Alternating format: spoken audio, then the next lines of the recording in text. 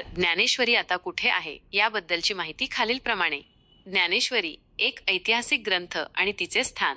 ज्ञानेश्वरी, ज्याला भावार्थ दीपिका असेही म्हटले जाते, ती मूळतः संत ज्ञानेश्वरांनी अहमदनगर जिल्ह्यातील नेवासा गावात लिहिली होती. हा ग्रंथ भगवद्गीतेवरील भाष्य आहे. नेवासे गावात ज्या खांबाशेजारी ज्ञानेश्वरांनी ज्ञानेश्वरी लिहिली असे म्हटले जाते, तो खांब आजही तिथे अस्तित्वात आहे. अधिक माहिती. स्थान: नेवासे गाव, अहमदनगर जिल्हा, महाराष्ट्र, भारत. लेखक: संत ज्ञानेश्वर. कार्य: भगवद्गीतेवरील भाष्य, ज्याला भावार्थ दीपिका असेही म्हणतात. ऐतिहासिक संदर्भ: ज्ञानेश्वरी 13व्या शतकात, अंदाजे 1290 AD मध्ये लिहिली गेली. महत्त्व: ज्ञानेश्वरी हा मराठी साहित्य आणि आध्यात्मिकतेतील एक महत्त्वाचा ग्रंथ आहे आणि वारकरी संप्रदायाचे भक्त मोठ्या प्रमाणावर त्याचे वाचन करतात. ज्ञानेश्वरीची निर्मिती आणि महत्त्व. संत ज्ञानेश्वरांनी अहमदनगर जिल्ह्यातील नेवासे गावात ज्ञानेश्वरी हा मूळ मराठी ग्रंथ लिहिला. संत ज्ञानेश्वर यांचे भगवद्गीतेवर ज्ञानेश्वरी हे एक महत्त्वपूर्ण निरूपण आहे. 5000 वर्षांपूर्वी कुरुक्षेत्रात पांडव आणि त्यांचे बंधू कौरव यांच्यात महाभारत युद्ध झाले.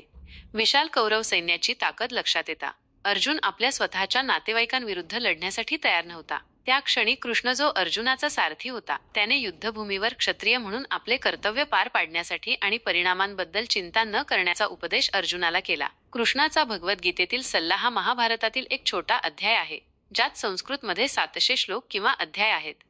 संत ज्ञानेश्वरांच्या हे लक्षात आले की गीतेची शिकवण फक्त संस्कृत ज्यांना वाचता येते त्यांनाच समजू शकते. ज्ञानेश्वरांनी आपले गुरु निवृत्तीनाथ यांच्या मार्गदर्शनाखाली ज्ञानेश्वरी म्हणून ओळखल्या जाणाऱ्या गीतेची एक मराठी आवृत्ती सादर केली.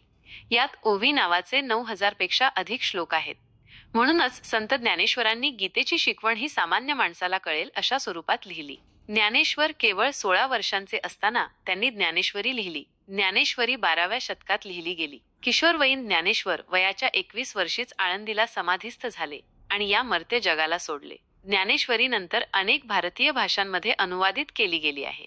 अशाच छान माहितीसाठी चॅनलला नक्की लाईक, फॉलो आणि सबस्क्राईब करा. बोला जय हरी विठ्ठल.